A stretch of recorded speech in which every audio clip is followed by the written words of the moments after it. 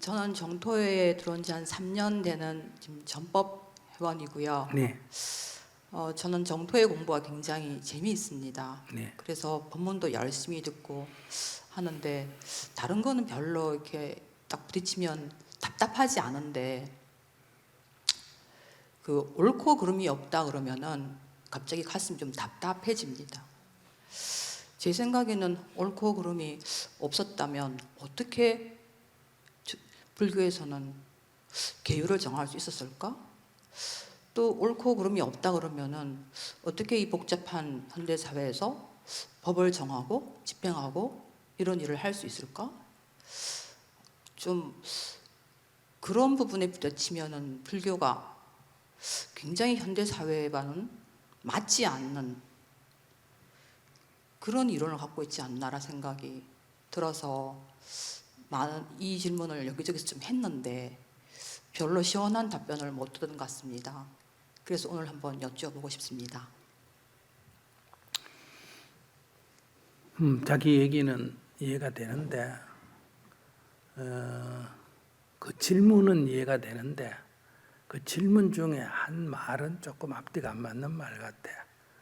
즉 현대 사회에 안 맞다. 이 말은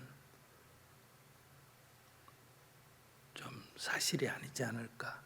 과거에는 이거 안 맞다고 생각을 했어. 근데 현대 사회에는 그럴 수도 있겠다. 오히려 이렇게 생각되지 않을까?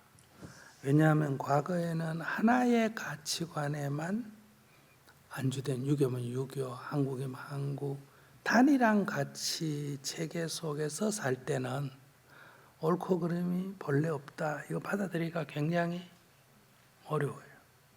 근데 지금은 기독교와 불교도 같이 살고 있고 한국 사람하고 일본 사람도 같이 살고 있고 세계 곳곳의 소식이 계속 이렇게 접하고 있기 때문에 옳고 그르고의 기준이 나라마다 문화마다 종교마다 다른 거를 지금 경험하고 있어요. 경험 안 하고 있어요. 경험하고 있잖아. 그러니까 이거를 어떤 걸 절대적으로 옳다 그러면 여기는 왜 또 이런 기준이 있지? 여기는 왜 또 이런 기준이 있지? 이렇게 해서 본래는 옳고 그름이 없는데 그 나라, 그 종교 거기에서 그냥 자기들 나름대로 정해놓고 저렇게 옳고 그르다고 하고 살구나 이러면 이해가 확 돼버리잖아. 그러니까 현대사회니까 이게 이해가 될 수가 있다. 나는 이렇게 보여지는데 현대사회에서 이해가 안 된다니까 과거는 나는 이해하기 굉장히 어려웠을 거라고 생각을 해요. 예를 들면 유교사회에서 제사 지내야 된다는 게 본래 없다. 사람이 그냥 지내기로 했을 뿐이다. 이렇게 얘기하면 유교에서는 이건 도저히 받아들이기 어렵다 이 말이야. 근데 지금은 제사 안 지내는 사람이 많은 걸 우리 옆에서 보고 있나 안 보고 있나. 그러니까 제사는 지내야 된다는 게 본래 없고 지내고 싶으면 지내고 안 지내고 싶으면 안 지내는 거구나. 이거 받아들이기가 굉장히 쉽지. 근데 조금 다르게 제가 제 질문을 말씀드려보면요. 저는 길고 짧은 게 없다. 그리고 선악이 없다. 이렇게 상대적인 개념은 한계를 세우니까 한계가 일어나는 거다. 이런 건 이해가 되는데 그 옳고 그름이 없다고 할 때에는 단순히 사람의 그냥 견해가 아니라 만약에 제가 그 옥에 해당하는 어떤 잘못을 누구로부터 당했다. 그래서 제가 만약에 다리가 하나 부러졌다. 평생 못 걷게 됐어요. 그런데도 저는 저 다리를 부러뜨린 사람에게 저 사람은 나쁘다 이런 생각을 하면 안 되는 건지, 그 사람은 그런 행동을 했다라고 말하면 안 되는 건지, 그래서 그렇게 생각해보면 되게 답답하다는 생각이 드는 거. 그러니까 그렇게 우리는 말하는 거지. 그렇게 말하는 거지. 그러니까 우리가 짐승의 다리를 부러뜨리면 괜찮고 메뚜기의 다리는 부러뜨려도 괜찮고 사람의 다리를 부러뜨리면 안 된다. 이것도 상대적이잖아. 이거는 사람이라는 울타리 안에서만 하는 얘기고 그걸 또 좁히면 어떻다. 한국 사람의 다리를 부러뜨리면 안 되고 외놈들의 다리는 부러뜨려도 된다. 그러니까 또 북한군 다리는 부러뜨려도 된다. 나쁜 놈들이니까. 또 더 좁히면 종놈의 다리는 말을 안 들으면 부러뜨려도 된다. 이렇게 될 수도 있잖아. 그러니까 이것은 정하기 나름이라는 거예요. 근데 우리는 어떻게 정했다. 그러니까 불교적 가치도 상대적이라는 범위를 벗어날 수는 없어. 불교적 가치마저도 불교에서는 절대적 가치가 아니라 그래. 모든 가치는 상대적인 거다. 불교적 가치도 그럼 그 범위에서 상대적이냐? 상대적이다. 상대적이라는 울타리 안에서 불교는 그래도 가능하면 좀 영역을 넓혀서 보편성, 울타리를 좁히는 게 좀 넓혀서 보는 축에 들어간다. 그래서 불살생계율 같은 거는 살인하지 마라고 안 하고 살생하지 마라고 말한다. 즉 생태계까지 고려를 해서 말한다. 근데 모든 이 세상의 윤리는 이 사람에 대해서만 적용하지 자연에 대해서는 적용을 안 한다 이거야. 그러니까 그런 면에서 폭이 좀 넓지. 그런 것처럼 그래서 우리가 보편적으로 5가지를 중요시한다 그러면 어떤 내가 원하는 것을 성취하고 싶다 하더라도 아무리 화가 나더라도 그거를 해결하기 위해서 폭력적인 방법을 써서는 안 된다. 이게 이제 우리가 불교에서 말하는 거야. 절대적이라고는 할 수는 없어. 그래서 앞에 뭐라고 떴다? 함부로 이렇게 돼 있어. 그러나 우리는 그걸 지켜야 된다. 두 번째는 인간의 생존에 필요로 하는 마시고 먹고 옷 입고 병치료하고 사는 집 이런 생존에 필요로 하는 생필품을 뺏거나 훔치거나 해서는 안 된다. 왜냐하면 이게 생존에 필요한 거니까. 그 다음에 여튼 내가 누구를 좋아한다 해도 그 사람이 싫다는데 강제로 그거를 표현해서는 안 된다는 거예요. 그래서 성추행이나 성폭행이나 이런 거 해서는 안 되고 강제성이 없어서 둘이가 좋다. 나도 좋고 너도 좋다. 이렇게 합의를 하더라도 미성년자는 안 된다. 그 다음에 남편 있는 아내나 아내가 있는 남편은 안 된다. 본인은 괜찮다 하지만 그 뒤에 있는 부모, 그 뒤에 있는 남편, 그 뒤에 있는 아내가 이 사실을 너무 괴롭기 때문에. 그러니까 내 즐거움을 위해서 남을 괴롭혀서는 안 된다는 거예요. 그리고 이거를 행동으로만 아니라 말로도 이렇게 하면 안 된다. 말로도 남을 해치고 남을 손에 끼치고 남을 괴롭혀서는 안 된다. 그 다음에 술을 먹고 취해서 이렇게 해도 안 된다는 거예요. 술을 먹고 취해서. 그래서 이런 정도는 우리가 절대적이라고는 할 수 없지만 이건 보편적이라고는 할 수 있어. 우리가 보편적으로 이거는 종교가 달라도 동의할 수 있고 나라가 달라도 동의할 수 있지 않느냐. 근데 옛날에는 동의 안 하는 사람 많았어. 기독교에서는 짐승을 사람이 죽이고 먹고 하는 거는 하나님이 인간에게 부여한 뭐다? 권리라고 생각했거든. 또 옛날 신분 사회에서는 주인이 종을 때리거나 죽이는 거는 권리라고 생각을 했어. 또 우리가 얼마 전까지만 해도 사람이 개를 때리거나 개를 죽이는 거는 주인의 권리라고 생각했어. 그래서 개를 다 집에서 그냥 잡아먹었잖아. 그죠? 소도 집에서 잡아먹고. 왜냐하면 그건 짐승은 사람의 권리라고 생각했기 때문에. 그 다음에 학교에서 선생이 애를 때렸잖아. 그 선생의 권리야. 부모가 자식을 때리는 건 부모의 권리야. 남편이 아내를 때리는 건 남편의 권리야. 말 안 듣으면 때려야 돼. 애를 어떻게 안 때리고 키우나? 어떻게 애를 안 때리고 교육을 시키나? 너무 당연하게 생각한 거란 말이야. 그러나 부처님은 그런 것도 안 된다. 어떤 목표를 달성하기 위해서 폭행을 하거나 이런 건 안 된다는 거예요. 근데 오늘은 이게 다 이제 받아들여졌지. 오히려 가정폭력, 직장폭력, 뭐야, 학교폭력, 이런 거 다 금하고 있잖아. 그러니까 훨씬 더 현대에 와서 불법이 더 보편성을 갖는다. 절대적인 건 않지만 상당히 보편성을 갖는다. 요즘은 이제 자연이 파괴되면서 많은 문제를 이야기하니까 우리가 생태윤리라는 걸 하잖아. 자연을 파괴하지 말자. 이런 것도 다 이 폭넓게 들어가잖아요. 그러나 어떤 것도 이것도 다 크게 보면 상대적이라는 거예요. 이거는 사람이 혼자 살면 이런 게 없어. 절대적이면 혼자 살든 안 살아도 지켜져야 안 지켜져야 돼. 안 살아도 지켜져요. 근데 이건 다 혼자 살아도 필요 없는 거고, 둘 이상 살 때 사람 간의 약속인 거니까.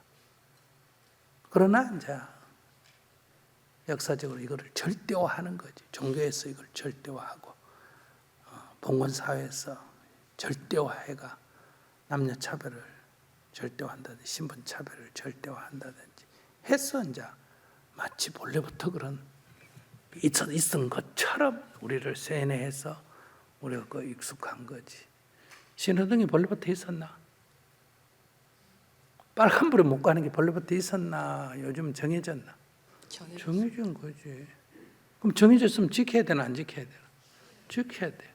그렇지만 그건 절대적인 건 아니야. 왜? 교통사고 나가 사람이 빨리 병원에 가야 된다면 사이렌 울리고 빨간불에 달려야 되나 안 달려야 되나? 달려야 돼. 절대적인 건 아닌 거야. 다 편리하자고 만든 거지. 근데 저는 제가 아주 어릴 때 이렇게 힘든 트라우마 사건 같은 거를 겪고 나니까 그때는 너무 어렸기 때문에 이제 힘이 없으니까 그거를 말할 수 없었고 거의 평생 그냥 갖고 지내왔는데, 그래서 이제 그 억울함 같은 게 좀 있는 것 같아요. 그런데 옳고 그름이 없다라는 말을 탁 들으면은, 야, 그러면은 이 나한테 그 가해를 한 사람이 이 말 보면 정말 좋겠다. 옳고 그름이 없다고 하지 않은가? 내가 한 게 뭐 나쁘지 않았네. 이렇게 그 면피가 되는 그런 뭐 합리화의 수단이 될 수 있지 않을까? 또 반면에 저처럼 이렇게 너무 어릴 때 일을 그렇게 다녀서 평생 겪어왔던 사람은 거기에 대해서 억울해할 수도 없고, 그 또한 그냥 받아들여야 되고, 그런데 제가 이게 너무 그게 의문이 풀리지 않았는데, 요 근래 스님의 본문을 들으면서 더 이상 손해보지 않는 게 이익이다, 이 말씀이 저는 굉장히 가슴에 와닿았어요. 내가 더 이상 이걸 붙잡지 않아야 되겠구나. 그게 지금까지 당해왔던 이 모든 괴로움을 뭐라 그럴까, 좀 희석시키는 그 방법이겠구나. 그래서 굉장히 그거를 제가 잊으려고 애를 쓰고 저를 설득하려고 애를 쓰는데도 그래도 자꾸 그 옳고 그르다는 말을 부딪힐 때마다 저는 좀 이 본문은 나한테 참 억울한 본문이다, 이런 생각이 자꾸 들어서 여쭤보게 됩니다. 그러니까 옳고 그름이 없다는 것은 근본적으로는 없다, 이런 뜻이고, 우리가 그러니까 사람이 안 살거나 사람이 혼자 살면 없는 거예요. 사람이 같이 살면서 만들어진 거다, 이 말이야. 그럼 만들어질 때 이렇게도 만들고 저렇게도 사람들이 만들었다. 그래서 여기 옳고 그름이 없다는 거는 원래는 없었다는 거예요. 근데 사람이 이렇게 하자 저렇게 하자고 지금 만들어서 우리가 지키고 있는 거예요. 신호체계는 원래는 없었는데 우리가 지금 신호체계를 만들어서 사용하니까, 신호체계를 만들어서 쓰는 게 지금 편리해요? 신호체계 없애는 게 편리해요? 신호체계를 만들어서 쓰는 게 지금 자동차 타는데 편리하잖아요. 그러니까 이렇게 우리는 규칙을 만들어서 지금 쓰고 있는 거예요. 그리고 그걸 어기면 뭘 한다? 벌금을 무나 안 무나? 벌금을 물려. 벌칙을 한다, 이 말이에요. 그러니까 그렇다 해서 빨간불은 본래부터 못 간다, 이런 건 없다는 거예요. 그건 만들어진 거지. 그러니까 옳고 그름이 없다는 거는 옳고 그름이 없으니까 길거리에서 그냥 옷을 벗고 다녀도 되느냐? 남을 때려도 되느냐? 때려도 옳고 그름이 없네. 자꾸 이런 식으로 하는 건 자기가 어떤 피해의식 때문에 하나에 집착돼서 자꾸 사물을 본다는 거야. 그러니까 본래는 절대적이라는 관점에서는 없는 거야. 그러나 이것은 우리의 필요에 의해서 우리가 형성되어진 거다. 이런 얘기. 그래서 현실에서는 우리가 이렇게 약속을 했으니까 그 원칙에 대해서 말을 이거는 옳은 거고 이건 그런 거라는 용어를 써야 안 써요? 쓴다 이거야. 빨간불에는 가지 마라. 파란불에는 가라. 이렇게 쓴다 이 말이야. 그러나 그게 본래부터 있었던 거는 아니다. 그러니까 우리는 본래 옷을 입어야 된다, 벗어야 된다 이런 규칙은 없다. 그러나 우리의 사회에서는 목욕탕 들어갈 때는 어떻게 하고 벗고 들어가고 목욕탕 나오면 어떻게 해야 된다. 입어야 된다. 이건 하나의 다시 규칙이 되는 거지. 옷을 입고 들어오면 사람들이 잘못했다고 말하고 밖에서 옷을 벗고 있으면 잘못했다고 말하는 거예요. 그럼 뭐 옷 벗었다고 사실은 절대적으로 잘못한 건 아니야. 원래 인간이 옷 벗고 살았는데 인간 빼고 모든 동물이 다 옷 벗고 사나 입고 사나 다 벗고 살아. 예를 들어서 공원에서 입을 맞췄다. 이게 옥의 안에 들어가나 안 들어가나? 안 들어가. 남을 때린 것도 아니고 남의 물건을 뺏은 것도 아니고 남을 성추행한 것도 아니고 욕설한 것도 아니고 사기친 것도 아니고 술 먹고 해롱되면 남 피해 끼친 것도 아니잖아. 그래서 불교에서는 그런 것이 그래서 이제 서양에서 너무 기독교적인 그런 금욕적인 그런 관점에 있던 사람들이 이게 60년대 히피 문화가 일어나면서 서양 젊은이들 불교에 많이 들어온 이유가 그런 거예요. 동성애라든지 뭐 여러 면에서 불교는 죄악시하는 게 별로 없잖아. 그런 걸 죄악시 안 한다는 거예요. 그렇다고 그렇게 해도 좋다 이런 거는 아니에요. 그러니까 이런 거는 우리가 정한 규칙에 불과한 거예요. 그래서 본래는 없다. 이게 공이고. 그러나 시간과 공간과 조건에서는 뭐다? 정해놓고 사나 안 사나? 정해놓고 산다. 이걸 색이라고 그러잖아. 그러면 현실에서는 옳고 그름이 있다라고 말해도 맞는 겁니까, 스님? 현실에서는 있다고 말해도 되는 게 아니라 현실에서는 있지. 절대화 시키면 안 된다며. 절대화. 그러니까 다리를 부러뜨리면 무조건 벌을 받는다. 이건 아니야. 그 다리를 부러뜨린 이유를 들어봤을 때 그 다리 부러뜨리는 게 죄가 안 될 수도 있다는 거예요. 그 이유가. 그럼 내가 어떤 사람을 때리면 폭행죄가 되잖아. 그죠? 근데 그 사람이 나를 때리는데 내가 막다가 그 사람 때려가 코뼈가 부러졌다. 그러면 이건 정당방위라 그래가지고 그거는 처벌을 안 하잖아요. 예를 들면 이런 것처럼 그거는 상황에 따라서 생기는 거다. 상황에 따라서 생기는 거다. 옳고 그름은. 많이 이해가 되었습니다, 스님. 네. 그리고 이제 내가 어릴 때 뭐 성추행을 당했던 어려서 뭐 폭행을 당했던 하면 억울하고 분한 건 이해가 됩니다. 누구나 다. 그런데 그 심이 지나가 버린 일을 갖고 억울하고 분해 있으면 이건 그런 거예요. 내가 억울하고 분하면 그게 상대에게 고통이 가면 억울하고 분할 만하다는 거예요. 근데 억울하고 분해봐야 그 사람한테는 아무 피해가 가나 안 가나?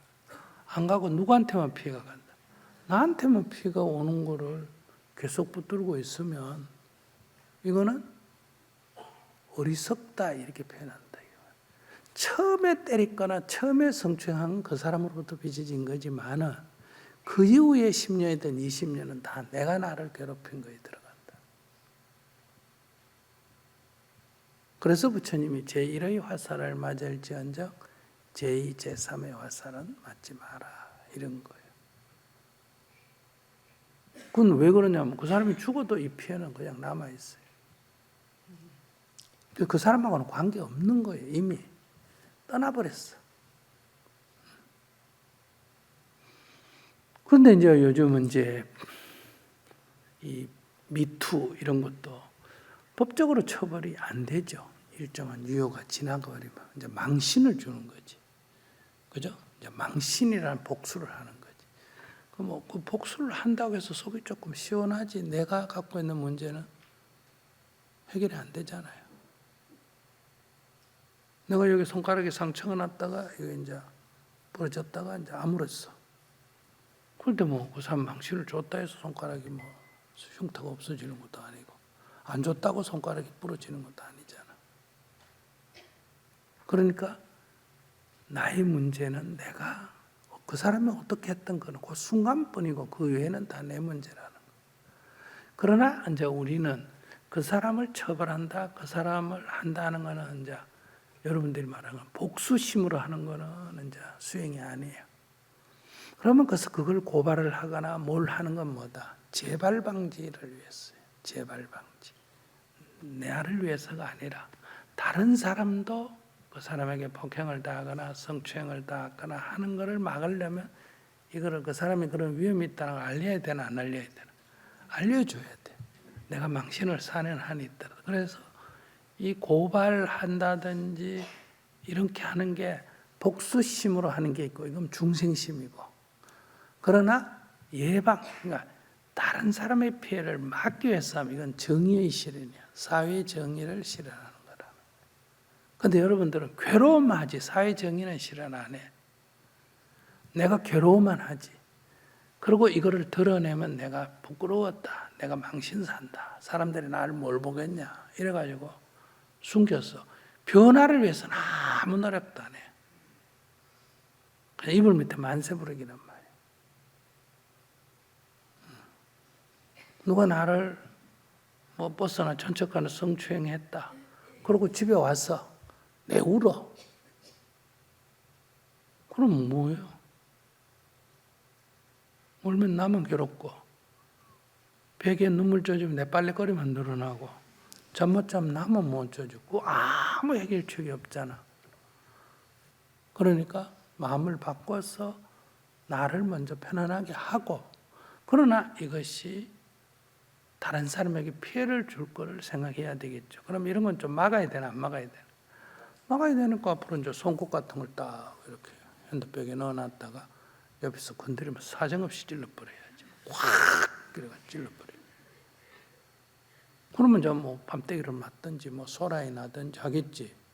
그래도 이거는 정의를 실현하는 거예요. 그렇게 하면 이제 내가 분해서가 아니라 그렇게 함으로 해서 여론화시켜서 그런 사람이 위험하게 손 잘못 놀랬다가 혀 잘못 놀랬다가 뭐 잘못했다거나 피해를 입는다. 이래야 뭐 개선이 될 거 아니에요. 그래서 내가 과잉 대응했다. 이러고 이제 처벌을 받을 수 있나 없나? 형사처벌을 받을 수도 있죠. 잘하면 되지만 정당방위가 되지만 이게 잘못하면 이제 형사처벌을 받는 그걸 감수해야 되는 거예요. 정의 실현은.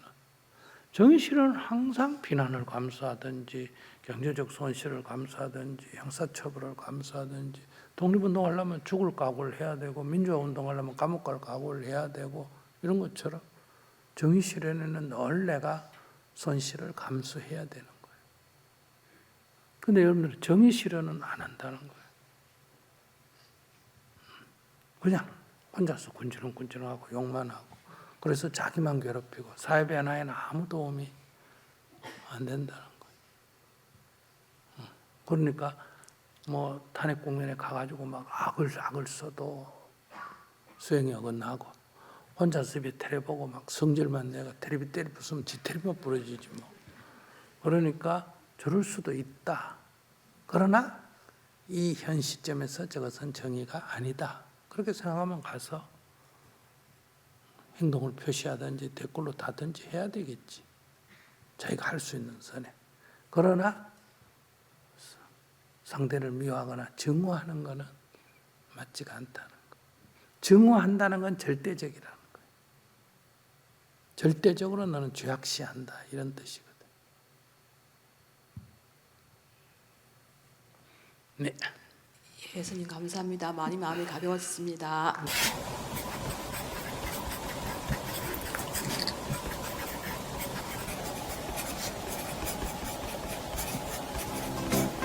이제 나는 인상 쓰지 않고 글을 씁니다.